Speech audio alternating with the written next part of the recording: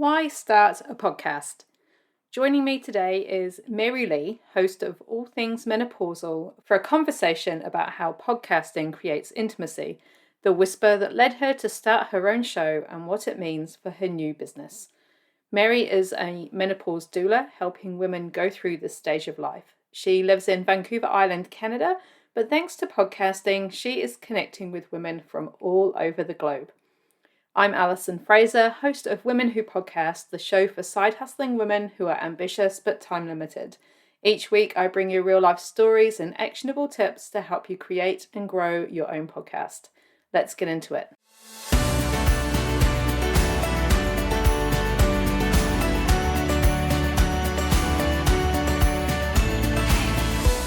Mary, welcome onto the show. I'm delighted to have you on, having been a guest on your podcast, and that was such a fun time. So good to have you on. It's great to reconnect with you, Alison, and share our podcasting journeys together. It's so important for women to share these stories and to really lean in and get some good words of advice. Yeah, and especially because you work within the field of something that is purely for women, a woman's, I know how to really describe it. It's not really a condition, is it? It's a stage of life. So can you tell us? Yeah. Can you tell us what you do? Yeah. So I'm a PR professional for many, many years, but I'm pivoting into a new role as a menopause doula. Yes, there's a doula for that. So a doula is a woman who serves, and I'm serving women, help them through that stage in life, completely natural and normal, as chaotic as it can feel in the mind and in the body. But this is a transition where it should be welcoming and celebrated and acknowledged as just, I feel this, I share this experience with other women, I'm okay.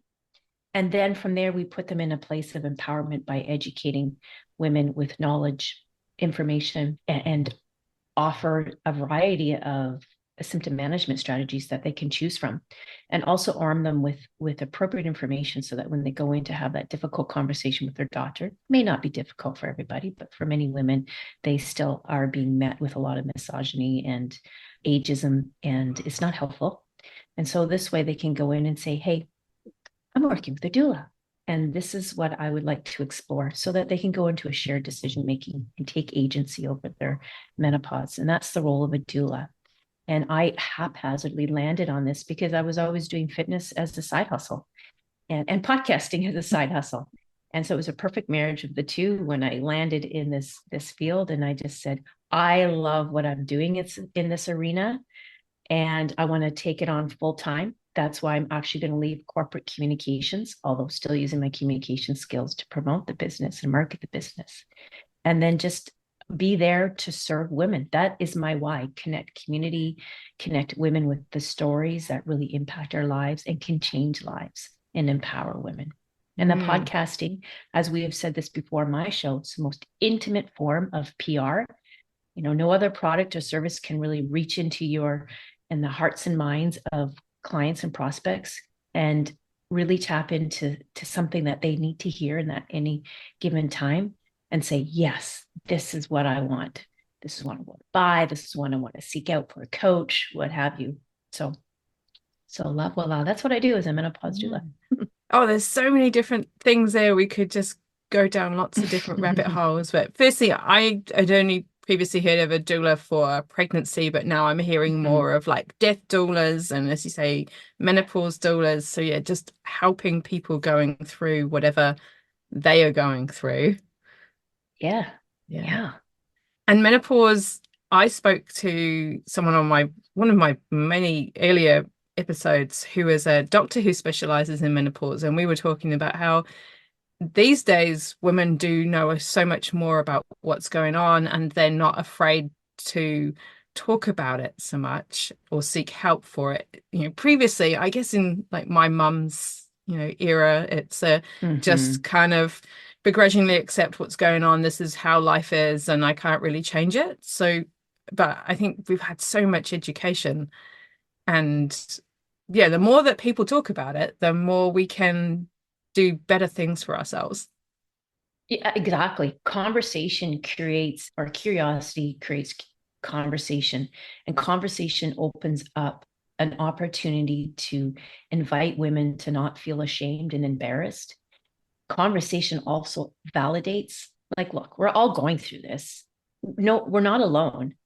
Why do we have to hide our heads in shame or blame or feel we need to just shut down, hide, quit, leave things, give up on ourselves, give up on our career? No, we were never supposed to do that. And by having those conversations and inviting it to the forefront, whether it's in the workplace or amongst your community of friends, at the yoga studio, on podcasts, anywhere, everywhere, we should be talking about this because it's a natural phase, and one that, like you said, our mothers didn't share with us too much because it was the silent generation, and we keep these things a secret. It's not ladylike. But then that's what happens, is that we put these labels on it. It's negative, it's bad, ageism, ooh. But you look back to some ancient principles, like in Ayurvedic principles, and they say this is the age of wisdom. It's coming into a birthing of a new person that you're supposed to be. The veil is uncovered. You're left with this, who I'm truly am. Like, estrogen's been masking stuff for a while, and now, la voila, it's gone. Now I got to face the reality of who I am. Ayurveda also says, I say this over and over, but it bears repeating, that it's also the time of great reveal. Well, what have you been masking? What have you been hiding? And when those things come to the forefront, and I love this quote by Dr. Joe Dispenza. He says it because I love to listen to the Resilient Mind podcast. And he says, a memory without the charge of the emotion is called wisdom. So recalling back a memory without that, oh my God, that shame, and we can just reflect on it and observe it without that emotional attachment, that's wisdom. And we need to move past that shame and blame into that age of wisdom. The world needs wisdom and wise women, and we're empathetic. Dalai Lama also says it's the women of the Western world are going to save the planet. Yeah. Do you watch Outlander, Mary? I did for the first season, but all the huggy, kissy, it got to be too much for me. But it is a great show. There's a scene in there, and it's when they're in the States, and Claire is told by this wise old woman that she will come into her full power when her hair is white. Yes. So it says, as you get older, you come into your full power. So that, when I immediately thought of that when you were talking about as we age, we get our wisdom. So true. I just get goosebumps just thinking about it. You should start watching Outlander again. It's really good. Yeah, maybe I should pick up where I left off. Yeah. It is. It actually really is. I started getting into it with my daughter. We used to watch it for escapism, but in every show, there's always a really great message to take away from it, fiction or fact. It's always something good, to watch. You mentioned before that as someone who works in communications, that podcasting is the most intimate form. So when did you decide that you were going to have a podcast to complement your doula business? Okay, so this is actually my second podcast. My first one, it was January 2021. Actually, it was over Christmas 2020. So we were in our first year of the first cycle of the COVID years. And we were going through a major house renovation and living in our downstairs suite. And there's a lot of commotion and calamity in the household. And I don't know, I think I was leaning a lot into a lot of spiritual podcasts at the time, really starting to enjoy how it made me feel receiving those messages. And I was downloading a lot of audiobooks, and I came across Mel Robbins' 5-second rule. And I just had an epiphany where it really was 5, 4, 3, 2, 1. If I don't launch on this idea of having a podcast, it's gone. And that's exactly what I did. 5, 4, 3, 2, 1. Had no information about how to podcast. I Googled it. I didn't know a damn thing. I figured it out like overnight. Phoned up a friend. You got to be on my podcast. And she came on, and the first one aired January 2nd. And then I just built it from there. And I got about 15 episodes into it. And each one I just kept learning as I went along, learned how to edit, the platform to put it up, the nice, smart cover art to go with it. And then I actually ended that one because I had an opportunity in politics of all things, and that's another story. And there was just no way I could keep the two going. The platform at the time was about women entrepreneurs, or actually anybody, leaders, entrepreneurs in the COVID years, and how they were leaning into the vulnerability and the resilience to embrace all the changes and the upheaval that COVID brought. So I parked that. And then as I got into the menopause doula and I was doing my client practicum, and this would be the summer of 2023, I felt that pull in my heartstring again. Go back to podcasting, go back to podcasting. Because again, it's so intimate. It's such a great way to tap in. And I actually found one of my clients through the podcasting, but I just knew that I wanted to share the stories, and because there was still such a lack of information out there. And so it was a no-brainer. And I was having this thought in my head while I was driving down the highway. And I said, I haven't listened to a podcast in a while, so I'm going to put on some Kathy Heller. And sure enough, she was promoting her boot camp, her podcasting boot camp. I'm like, oh, look at that. The universe is already reading my mind again. So I started listening to it some more, and I thought, you know what? She's pivoted and changed, because she used to be How to Quit Your Day Job, I think title of her book, and that was the title of her podcast, but now it's the Kathy Heller podcast. But anyways, I was listening along and said, what the hell, I'll sign up for that boot camp, which led to signing up to her more formal class, master class. And I finally got formal education in podcasting all this time later, but nevertheless loved it. And I just knew that this was the right thing to do. And so without giving it any second thought, I just launched right into the podcasting business. A lot of things were happening all at once. So building the business, coming up with my business model. I was finishing up my client practicum and trying to find a vision for exactly what my main message was, the title, my tagline, all those things that you do in PR and marketing. This was all coming together. And I'm one of these people is like, if you put 1,000 demands on me, I'm going to be more strategic and successful at getting it done. But if you give me one task, I'm going to procrastinate on that bitch forever. So I was like, dump everything on myself and then just sort it all out. And I just spit out this whole platform for my podcast. And now, like today, I'm finishing up the edits on episode number 27, recorded episode 28 yesterday. And I've got about 7 more in the queue. It's like, wow, I guess this was the right thing to do, to launch the podcast business, or the podcast again, as well as the doula business. You get that. That is such a cool story. Like how the synchronicity of it all. You're thinking about having a podcast, and then you listen to a podcast about having your own podcast. It happens to me all the time. I'd be thinking about something and bam, I start listening to podcasts. It's like, wait, I was just thinking that very same thought, or I had that question, and the answer, it comes to me. But what does that tell you, though, is that when you raise your vibration with a sense of gratitude and curiosity in your heart, it's like your frequency is changing and you're sending out a new vibration, out to a new frequency, out to the ether. And it's like, ping, anything that's vibrating at that level is going to come answer back. People call it source energy, your spirit guides, whatever it is. It's something that happens, like attracts like. It's an undeniable law of attraction. Don't challenge it. Just embrace it and let happen what happens.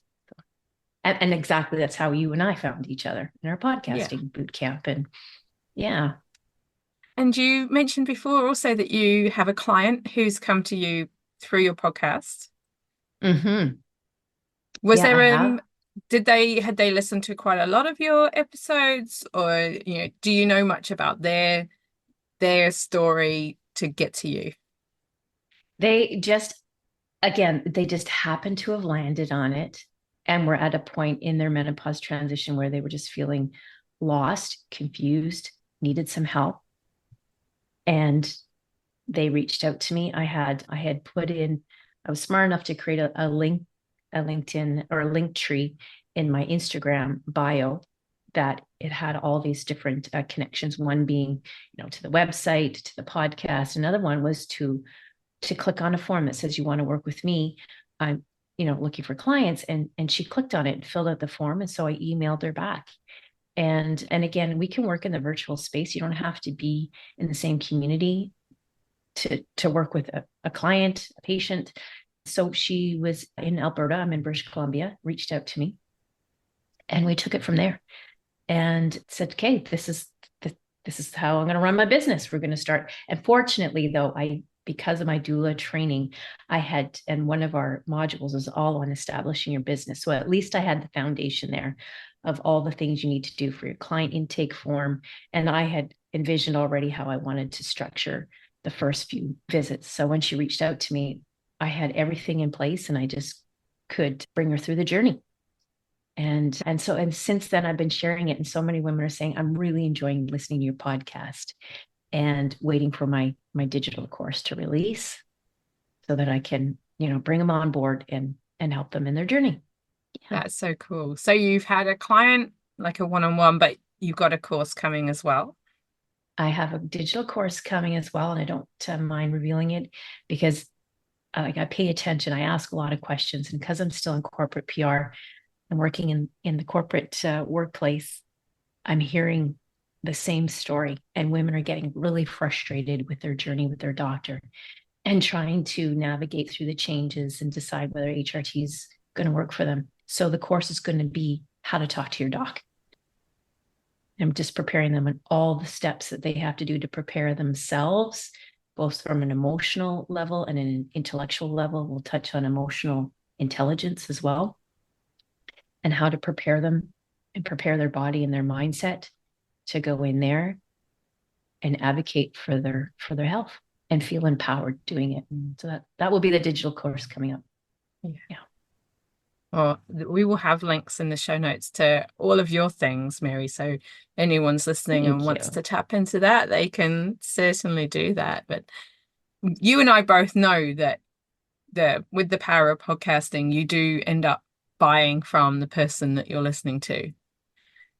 So, and I think more and more women who have a business should also tap into podcasting to help with their business. Yeah, that's so true. I have found when I hear that person's voice and they're telling their story, they'll say something that just resonates. And that is the engagement piece. It's so important. I don't even know who the person has to be on the other end. But as I'm listening, I'm feeling a sense of connectedness because it's like a similar story. Like yes, her pain points are my pain points. I connect with that. And as we learned in our boot camp course, masterclass, that people buy from you because they trust you because of the experience that you've created for them. You've given them an experience just by them listening, and you're showing your authenticity, and you're just being you. And you, like, we're not going to connect with everybody, but we will connect with our peeps, with our people. And that experience, when they leave listening, having listened to an episode, for example, like, she gets me. She gets me because she said everything that I'm feeling. And we allow ourselves to be vulnerable because we're in that space. Oprah Winfrey talks about this too. When she created her networking company, every time that they were producing her show, she would say no to some of the things that they wanted her to do, because if it didn't resonate with her audience, because she put herself in the mindset of her audience. That's why she created the show. Her whole network was about reaching out to her people. And if it was not in alignment with her people, she wouldn't do it. And that's the same thing, is that when we put ourselves out there as podcast hosts and we tell the stories and we gather the content, be it from experts in the field, or it's a monologue, solo episode with just us talking, we are sharing something that we have leaned into and feel, I know my listeners, even if it's one, is going to get this because I'm them too. And that's my podcast. And I say that in my trailer. I created this podcast for me, just like I created it for you, because I needed to navigate through the journey. We're all in this together. I'm not going to have all the answers, but then as a doula, we're not supposed to, like in communications, we're the generalist of all and specialist of none. But we curate the information of the experts and we start connecting the dots. Hey, and that's what I've been doing since I've been in the podcasting arena and listening to other podcasters and listening to other women, especially the ones that have come to me and says, my doctor's like, bloody asshole, he won't listen to me. It's caused me so much grief. Am I allowed to swear on your podcast? You can do that, Mary. Yeah. Okay, good. And so I'll even put them in touch with other podcasts I've heard. It's like, you got to listen to Dr. Marie Claire Haber, or you got to listen to Better with Dr. Stephanie. And I'll tell them, go listen to this podcast.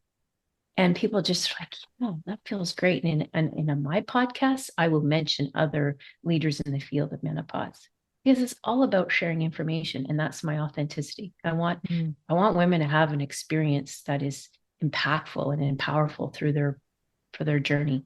And if they want to work with me because they feel like that's somebody who gets me, that's awesome. I'm doing my job as a podcast host. But outside that, it's not about going viral or having, the algorithm pick you up all the time. It's not about that. It's just about showing up, telling your story, and somebody's going to connect. And that's how I want to build my business. I want to build my business on authenticity. It's really important. I am 100% with you on all that, Mary. And also you talking about the other podcasters and how you putting your listeners in touch with other podcasts. And what I found within the podcasting community is it's not, you can't do that because that's my idea, or I'm not going to share this with you because I want them all for myself. It's hey, I had this really great guest. You should have them. Like, I would recommend them to you too. Or, there's a sharing of ideas, of challenges, and it just seems to be so much more collaborative. Even though it is an individual pursuit, it's a collaborative pursuit also. And this is the wisdom we were talking about earlier. When women start to lean on that wisdom, they get it. It's not about one-upping one another. It's not about the competition. It's about collaboration. But we don't learn that very well in our youth because, we are programmed, we imitate what we see. And we don't learn that from, I hate to say it, but a male-dominated workplace where it is very competitive. We're not learning that. But what's innate to a woman is she collaborates and she shares. And that is the wisdom that we are stepping into. And when we step into that power, we're doing it with grace and gratitude as far as I'm concerned. And the more that you can shine that light, you're attracting so much more for yourself, even though you're promoting somebody else, because you're doing it with the best intentions. And when your intentions are aligned, in a place of gratitude, you're going to receive the abundance back. But it takes the wisdom to be able to see past that moment, and I had a situation where I had a woman who's got an Ayurvedic background and she runs a yoga studio. And she did a post about Ayurveda. And I said, this is awesome. A lot of people don't know what their doshas are. I created this really neat quiz after I had hosted a podcast guest who is a yogi mystic. And he talked about Ayurveda and the doshas and how you can change your lifestyle to match your doshas for a better menopause experience. So I shared that link. I said, this is really cool if nobody knows their dosha. And she came out to me. She was so pissed off. Oh, so you're now an Ayurvedic philosopher now, are you? You're a professional in Ayurveda? And I said, actually, I took Ayurveda course just so I could understand more about it. But my goal is to put people in alignment with the professionals in that business. My goal has nothing to do with trying to attract customers away from you. I'm going to take down the post if it makes you feel better. But when I took it down, it's like, okay, well, she can rest easy. But it changed my outlook on this individual's intentions. And it's too bad because I came from a place of good intentions, but she was still operating in a place of competition. And all I could say was, I think she has not yet matured in business and has not yet hit that stage of wisdom yet because she can't see past the goal of just her own gain. And that happens, unfortunately. But on the podcasting arena, it's so different. Maybe she should have a podcast and then she'll see how we all collaborate and work together. I Anyway. think probably, yeah, she should. Um, when it comes to the podcasting community, I know that there are lots of challenges that we as podcasters come across, and some things are more challenging for others. So could you share something that you found challenging when you first started, even with your first podcast, and how you overcame it? Oh my God, the editing. I like pulling my hair out. So I was using Anchor FM, and this is before I even knew Descript was around. Audacity I hadn't figured out. And so it was, oh, it was painstakingly awful just trying to get out the ums and ahs because I couldn't follow a transcript like Descript allows you. It transcribes the audio and the visual, and you have this nice text so you can just like clip here and there and change all of the spacing in between long gaps. So editing was so painful. It would take me forever. And honestly, it wasn't until I was in collaborating in groups that I could learn about Descript. And I also realized that sometimes you have to invest a little bit of money into some of these platforms to make your life a little bit better. Because if I'm not investing the money in good quality editing suites, I'm probably investing money in a therapist to talk me off the ledge. Get down, Mary. It's not that bad. It's just editing. But I had to learn the hard way. It was everything for me has been like absolute trial and error. But now I have a rhythm because I've been doing it a lot. I love to do my own edits because that's where my artistic creativeness comes out. But eventually I'm going to have to turn that over. And I have been investigating in some companies that will do some podcast edits for me. It's expensive, but nevertheless, again, it's an investment in your journey. And it's like energy. Money is energy. It'll all come back. But that has been challenging. All that to say today is that I've become really efficient. I've got my own system. People have their own systems. I'm not ready to give it up yet, but I like to do my cover art in Canva. And then I like to do my nice little, I'll pull my scripts, little compositions out of Descript and I'll format them. And then I'll actually put it back into Canva and do my nice little intro, outro. And then working on the edits has been quite quickly. Now I listen to everything about like 1.75. Oh, take that out. Nope, take that out. So I've become really efficient at it. And it's been a fun journey. It's been trial and error, but it hasn't been easy. That's what makes it more rewarding. It really does. It's like a masterpiece, right? You just keep tinkering with it until it's, you've got a product that you can be proud of. Yeah. But don't go for perfection because perfection is a trauma response. And And I yeah, just like, and your first episode is never going to be great because it's your very first episode. So you're going to make all those mistakes. And your second episode probably isn't going to be great either.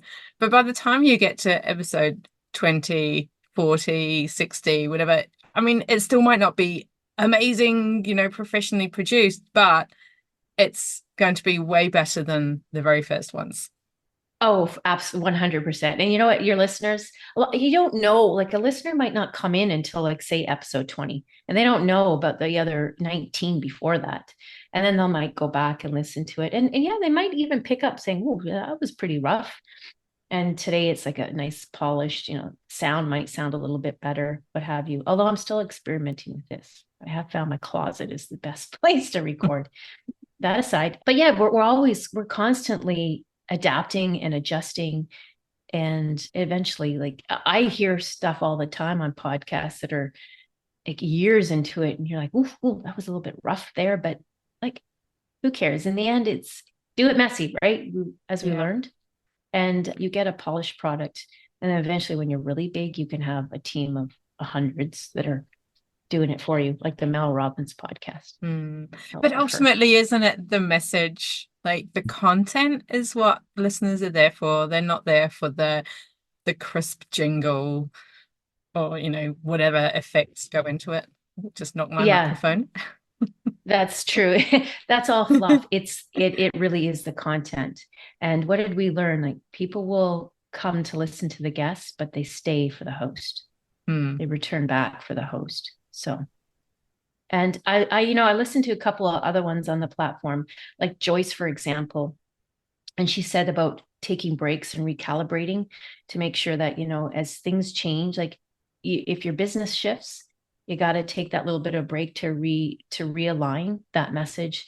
And the podcast, the same thing. It is content. It is a marketing platform.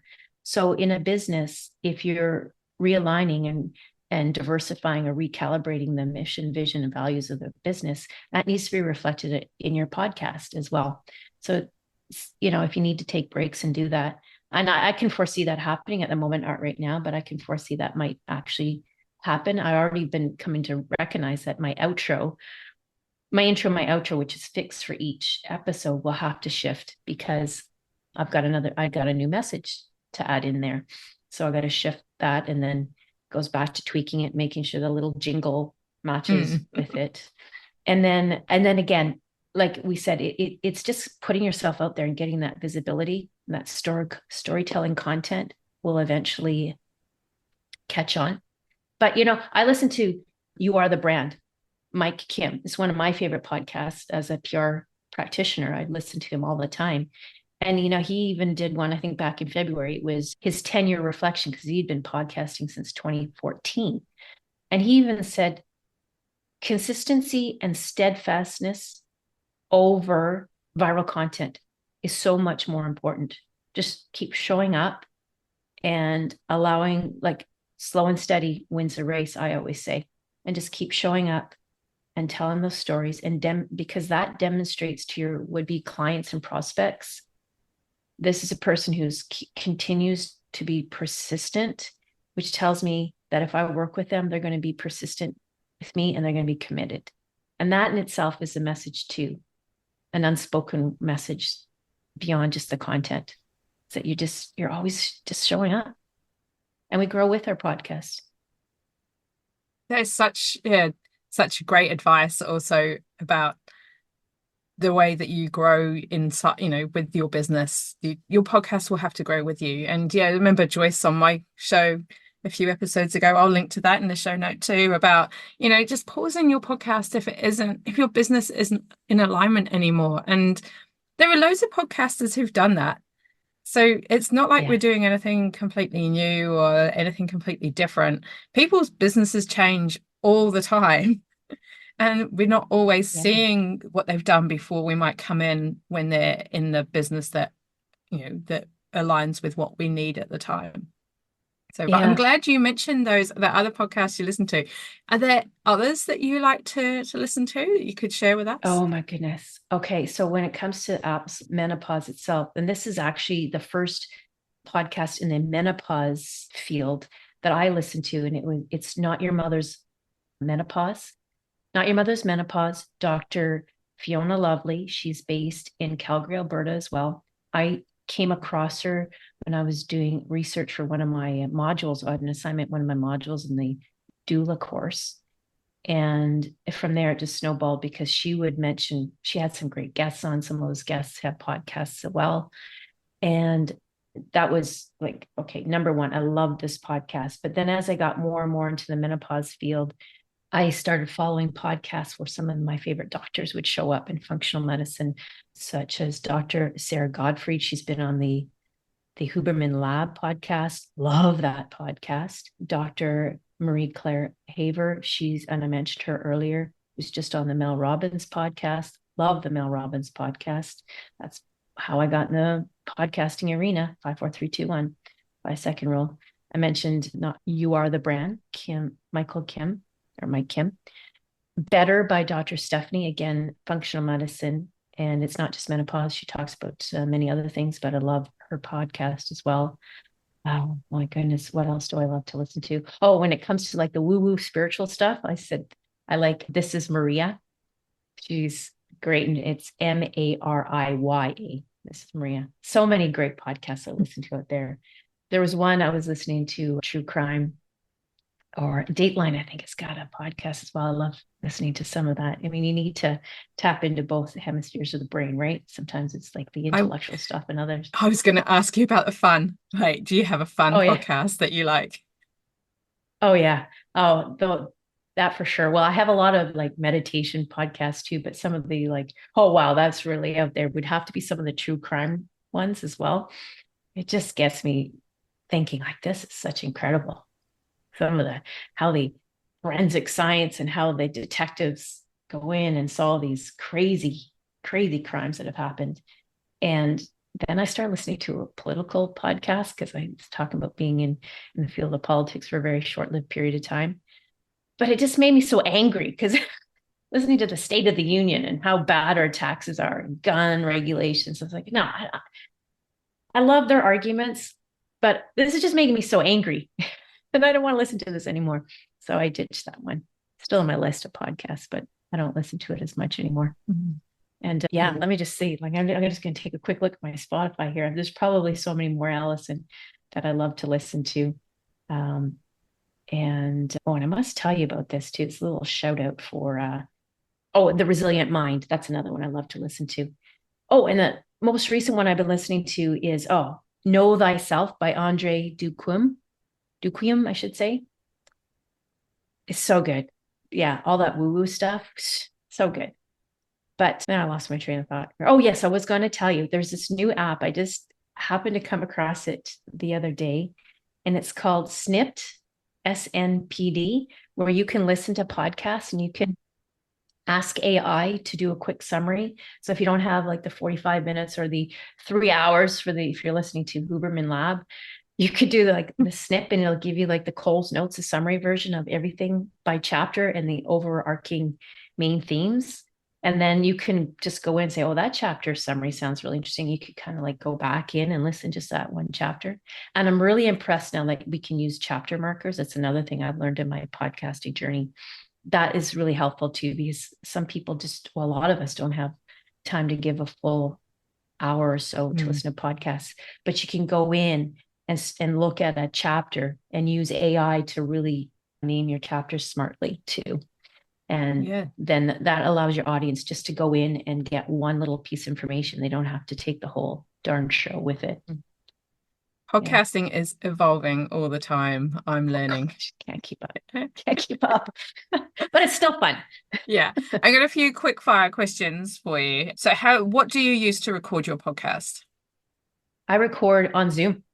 Yeah. Okay. And I have my mic, but a nice, decent mic, but everything's done on Zoom. And then I transfer it over to Descript. Yeah. So editing for Descript. And where do you host your podcast?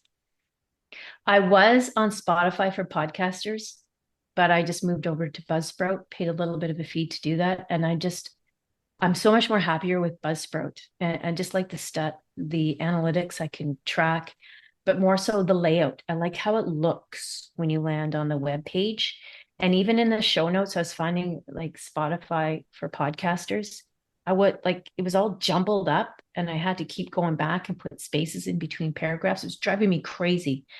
And then I joined the Buzzsprout community on Facebook and just started exploring it a little bit more. And I actually Googled what is the number one hosting. And of course, I mean, a lot of this is subjective, but read a few articles. And in the end, Buzzsprout was coming out always in the top 5. I like to find out how people are doing, how they do their podcast with, how they record and how they edit and where they host, because I think a lot of people can learn from how you do it, as you say, why you went to Buzzsprout, rather than just seeing a whole list of names and then just getting overwhelmed with all the different platforms and things that are out there. Yeah, it's so true. Yeah, although experience is the best teacher. You gotta try it, see, experiment with it, and if it's not working, move on, try something else. Yeah. This has been awesome, Mary. I'm going to have you on another time to talk all other things podcasting. Yes, not just about business. Yeah, for sure. I really enjoyed our time together. Yeah, I hope that many more women find your services through your podcast and take you on to help them with their menopause stage of life. And we'll have links in the show notes where people can find you, especially for when you've got your course up and running. But if you can just share on our, like, for those who are maybe out for a walk or driving, and so they can hear your places, go for it now. Yes, so you can find me on, it's called All Things Menopausal, All Things Menopausal. And it is on almost every platform that you can listen to: Apple, Google, Music, Spotify. And then my business is ML Coaching, and it's spelled phonically. So it'd be EMMEELLE Coaching. And I chose ML Coaching because M is a Greek term, or German term that means universal. And L is Greek and Hebrew, which means feminine, and universally feminine, menopause, universally feminine. So, and it's also, ironically, phonically, the spelling of my initials, Mary Lee, ML. Imagine that. So mlcoaching.com. That's all And meant then to on be. Instagram, it's all meant to be alignment. Instagram, it's M, again, spelled phonically, _L_coaching. And you could see in my linked bio, it'll take you to Linktree with a whole bunch of other links to some really awesome articles about menopause, to my website, to the podcast, to where you can find me on my website. I already said that. And then you can fill out a form. It's for the how to talk to your doc. I'm just like, it's a pre-entry form just to find who's interested in it. And if they fill it out, they'll receive an email from me with details of when the course will come out. And we're building it. I did hire a virtual assistant to help me build the course. Because sometimes if I get too much in the weeds, procrastination kicks in. I hear you on that. Well, Yeah. thank you so much for coming on, Mary. It's been great. And looking forward to seeing everything that comes through from your podcast. It's been great to listen to so far. Absolutely. Enjoyed our time together, Alison.